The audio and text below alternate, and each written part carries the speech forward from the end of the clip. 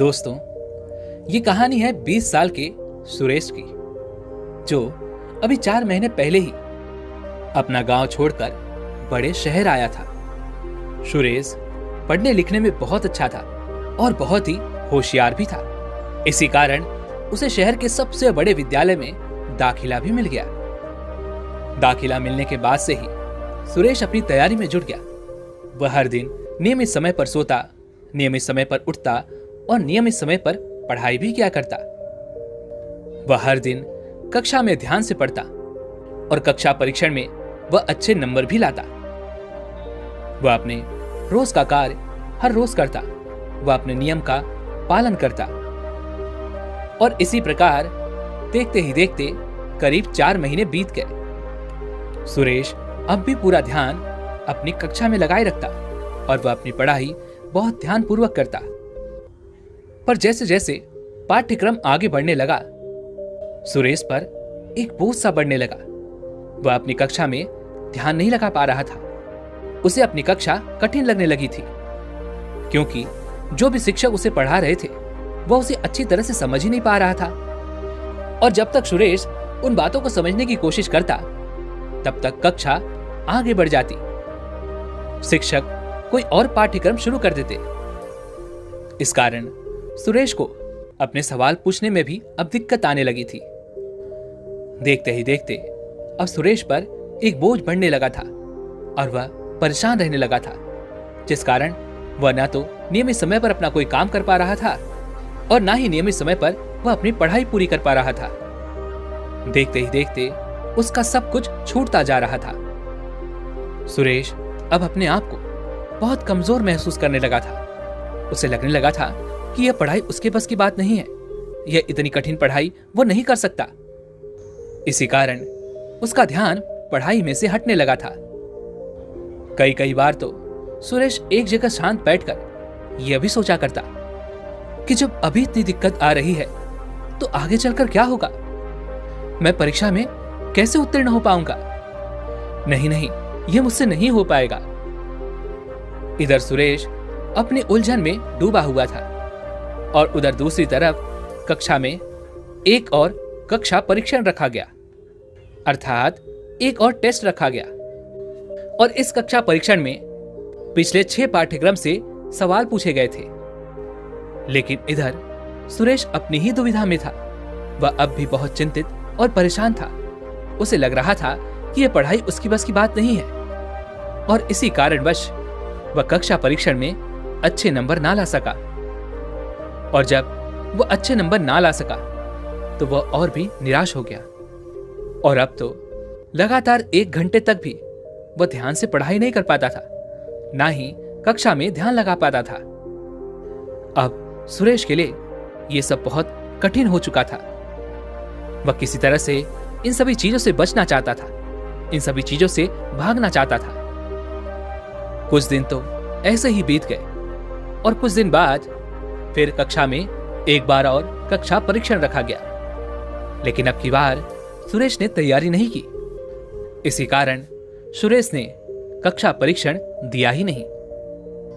इतना ही नहीं, उसने अब कक्षा में जाना तक छोड़ दिया था और अपने तनाव और चिंता से बचने के लिए वह दिन भर अपने दोस्तों के साथ गप्पे लड़ाता, मौज मस्ती करता, यहां वहां घूमता फिरता और अपना समय यूं ही व्यर्थ करता।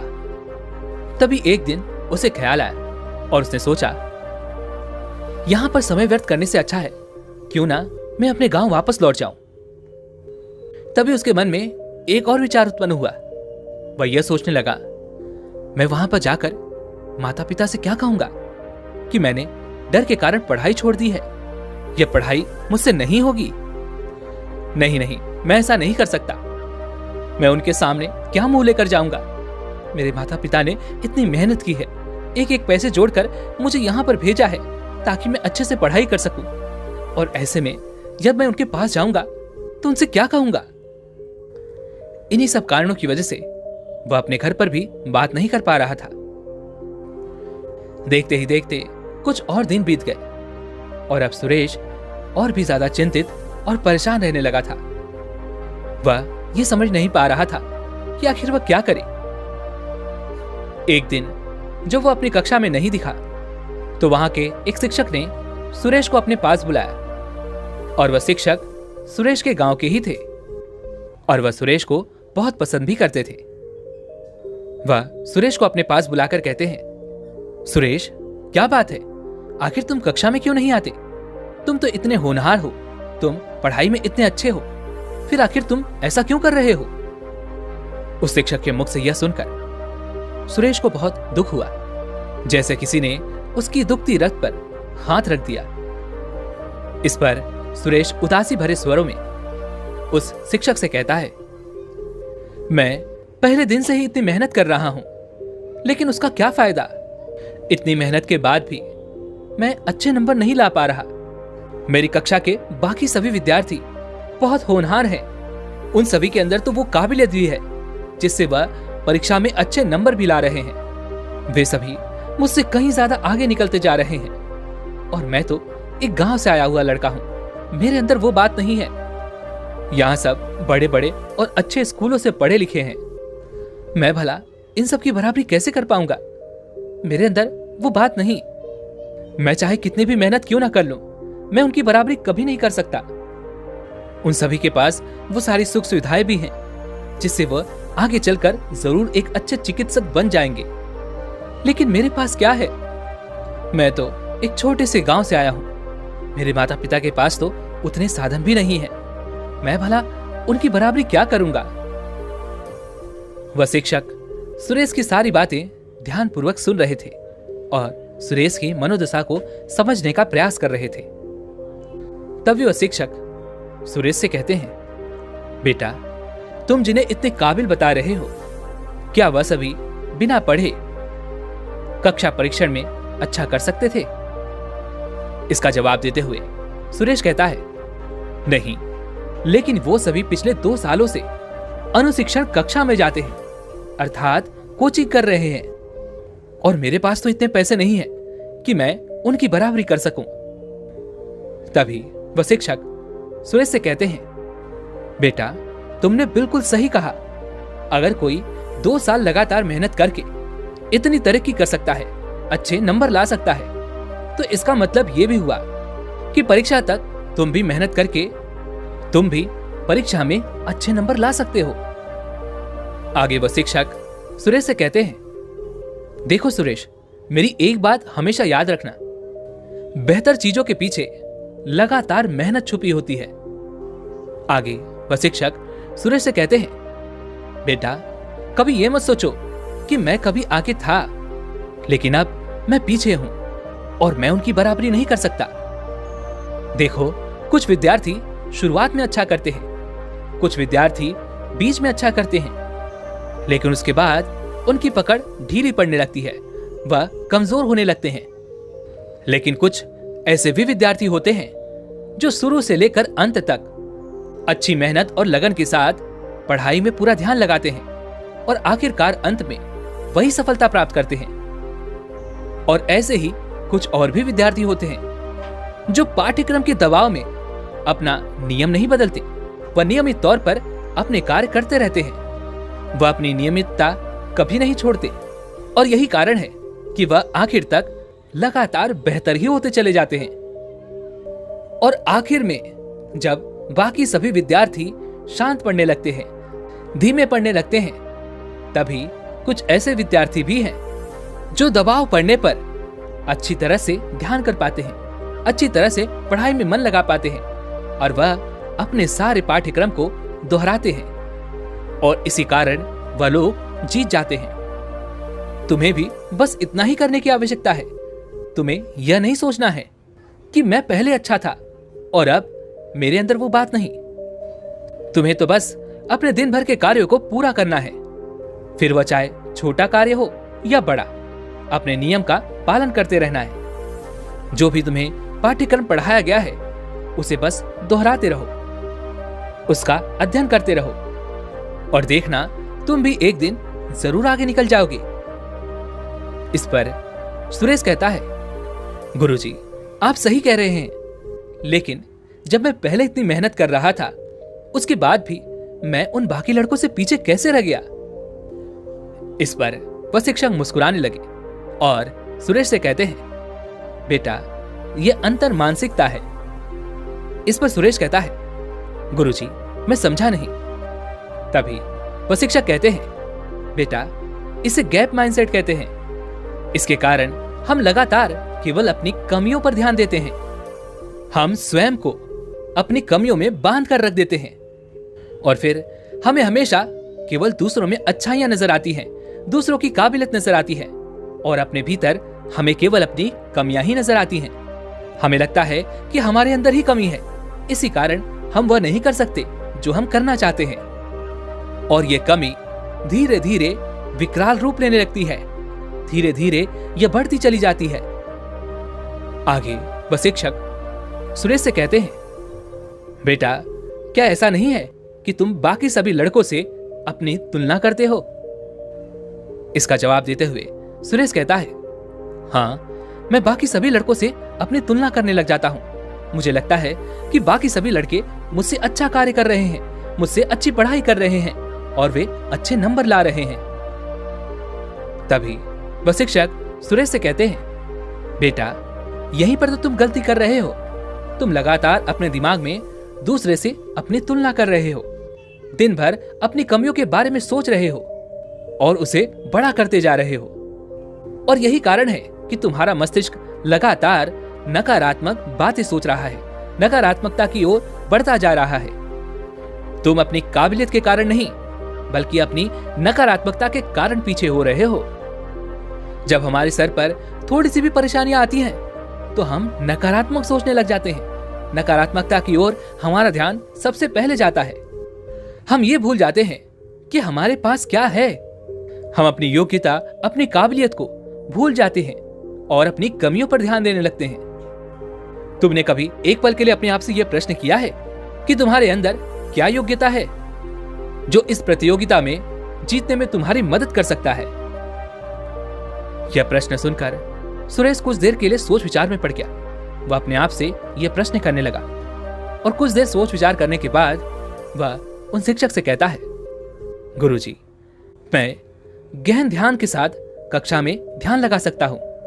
मैं बाकी सभी लड़कों से कहीं ज्यादा बेहतर उन पाठ्यक्रमों को गहराई से समझ सकता हूं और तो और मेरी पढ़ने की क्षमता भी तीव्र है। सुरेश के मुख से यह सुनकर वह शिक्षक सुरेश को शाबाशी देते हुए कहते हैं, शाबाश सुरेश शाबाश। बस यही सारी चीजें तुम्हारे हमेशा काम आएंगी। इन्हें साल दर साल बेहतर बनाते जाओ और देखना तुम इस प्रतियोगिता में अवश्य ही सफलता प्राप्त करोगे। इस पर सुरेश कहता है, लेकिन गुरुजी अच्छी तरह से परीक्षा देने के बाद भी जब कम अंक मिलते हैं तो हिम्मत टूट जाती है।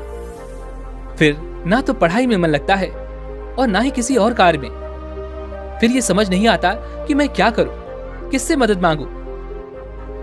इस पर वह शिक्षक सुरेश को समझाते हुए कहते हैं, बेटा यही तो संघर्ष का समय है और इस समय छोटी छोटी चीज देखने और मेहनत करने के अलावा हमारे पास और रास्ता भी क्या है। जब से तुमने इस प्रतियोगिता में भाग लिया है, इस प्रतियोगिता के लिए पढ़ना शुरू किया है, तब से तुमने कई महीनों में तरक्की भी की होगी। क्या तुमने उसके बारे में कभी सोचा है? तभी सुरेश उन शिक्षक से कहता है, नहीं गुरुजी, मेरा ध्यान उस पर गया ही नहीं। इस पर वह शिक्षक सुरेश से कहते हैं, बेटा जैसा मैं तुम्हें कह रहा हूं वैसा करो। इससे तुम्हारा ध्यान एक बार फिर से सकारात्मकता की ओर बढ़ने लगेगा और तुम खुद को आत्मविश्वास से भरा हुआ महसूस कर पाओगे। इतना कहकर वह शिक्षक सुरेश से कहते हैं, आज से हर दिन अपनी 2 जीत एक पेपर पर लिखो और दिन में कम से कम 3 बार अपने आप को यह याद दिलाओ कि मैं हर दिन हर तरह से बेहतर होता जा रहा हूं। इससे यह होगा कि तुम्हारे मन में नकारात्मक विचार नहीं टिक पाएंगे और तुम सकारात्मकता की ओर आगे बढ़ने लगोगे। तुम्हें यह एहसास होगा कि तुम क्या जीत रहे हो, तुम क्या पा रहे हो और इससे तुम अपनी पढ़ाई की ओर और अग्रसर भी हो सकोगे और तुम्हारा मन पढ़ाई में और एकाग्रता से लग पाएगा। और अगर मन में नकारात्मकता नहीं होगी तो तुम्हारा खुद पर विश्वास भी बना रहेगा और तुम जीवन में कुछ न कुछ बेहतरीन तो कर ही जाओगे। आगे वो शिक्षक सुरेश से कहते हैं, बेटा, हर सफल इंसान को एक न एक समय अपने जीवन में दिक्कत आती ही है। फिर वो चाहे कोई भी क्यों ना हो, चाहे कितना भी महान क्यों ना हो, उसने अपने जीवन में कभी न कभी समस्याओं का सामना तो किया ही होगा। तुम्हारी तरह और भी बाकी 99% लोग हैं जो अपने जीवन में कभी न कभी संघर्ष करते ही हैं। लेकिन उन 99% लोगों में से जो लोग हार नहीं मानते और आखिरी दिन तक खुद को बेहतर बनाने की कोशिश करते रहते हैं, वह मेहनत और निरंतरता के दम पर आखिर तक लगातार उस प्रतियोगिता में बने रहते हैं और ऐसे ही लोग अपने जीवन में सफल भी हो पाते हैं। तभी सुरेश उन शिक्षक से कहता है, गुरुजी, क्या मेरे मन में से केवल नकारात्मक विचार हटाने से, नकारात्मकता हटाने से मेरा चयन हो जाएगा? इस पर वह शिक्षक मुस्कुराते हुए सुरेश से कहते हैं, बेटा, तुम्हारा चयन होने के लिए तुम्हें लगातार मेहनत करनी पड़ेगी और निरंतरता के साथ तुम्हें खुद को बेहतर बनाना पड़ेगा। लेकिन अगर तुम आज केवल काबिलियत के नाम पर हार मान लोगे तो तुम्हारा चयन तो कभी नहीं हो पाएगा और साथ ही साथ तुम्हारा जीवन भी पूरी तरह से बर्बाद हो जाएगा। और तुम अपने जीवन में जो भी कार्य करोगे उसमें तुम शिकायत करोगे, लोगों की बुराइयां करोगे और इस प्रकार तुम अपने जीवन में कभी आगे नहीं बढ़ पाओगे, क्योंकि तुम्हारा मन, तुम्हारा मस्तिष्क पूरी तरह से नकारात्मकता से भर जाएगा और नकारात्मक बातें कभी भी हमें सफलता नहीं दिला सकती। क्योंकि जब तुम खुद नकारात्मक होगे तो तुम्हारा खुद पर विश्वास ही नहीं होगा कि मैं जो कुछ भी कर रहा हूं वह अच्छे से कर रहा हूं। इस बात पर तुम्हें खुद ही विश्वास नहीं होगा। तुम्हारे मन में हमेशा एक प्रश्न बना रहेगा कि क्या मैं जो कर रहा हूं वो सही है या गलत। और एक बार जब तुम ऐसी अवस्था में फंस गए तो यहां से निकलना बहुत मुश्किल हो जाएगा और फिर तुम कभी भी अपने जीवन में कुछ नहीं हासिल कर पाओगे।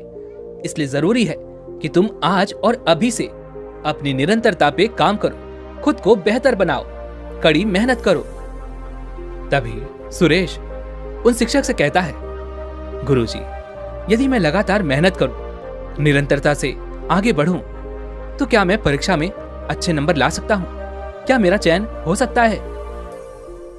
इसका जवाब देते हुए वह शिक्षक सुरेश से कहते हैं, बेटा, चाहे कुछ भी करो लेकिन अपने मन से कभी हार मत मानो। यदि पूरा मन लगाकर कोई भी कार्य किया जाए तो उसमें सफलता निश्चित है और तुम्हें तो केवल सफलता ही नहीं प्राप्त करनी बल्कि अपना चरित्र भी मजबूत बनाना है, क्योंकि यदि चरित्र मजबूत होगा तो तुम्हारा जीवन भी बेहतर होगा, तुम्हारे भीतर सकारात्मकता का वास होगा और तुम अपने जीवन में बेहतर से बेहतरीन बनते चले जाओगे। लेकिन उसके लिए केवल एक ही शर्त है। इस पर सुरेश कहता है, वो क्या गुरुजी? तभी वह शिक्षक सुरेश से कहते हैं, यही कि तुम हर दिन अपनी जीत देखो, लगातार मेहनत करो और आखिर तक इस प्रतियोगिता में बने रहो। और केवल इसी प्रतियोगिता नहीं, अपने जीवन की हर प्रतियोगिता में अंत तक बने रहो। यही एक तरीका है जिससे तुम अपने जीवन में कुछ भी हासिल कर सकते हो, जिससे तुम जहां चाहो उस जगह पर सफलता प्राप्त कर सकते हो। उन शिक्षक की सारी बातें अब सुरेश को समझ में आ चुकी थी। सुरेश ने अगले दिन से ही मेहनत करनी शुरू कर दी। वह कड़ी मेहनत करने लगा और निरंतरता से अपने नियम का पालन करने लगा। वह नियमित समय पर सोता, उठता और अपनी पढ़ाई पर ध्यान देता। देखते ही देखते समय बीतने लगा और एक दिन कक्षा में कक्षा परीक्षण रखा गया। कक्षा परीक्षण में अब की बार भी सुरेश को अच्छे नंबर ना मिल पाए, लेकिन उसने हार नहीं मानी। वह लगातार अपनी पढ़ाई में जुटा रहा। उसने और कड़ी मेहनत करनी शुरू की।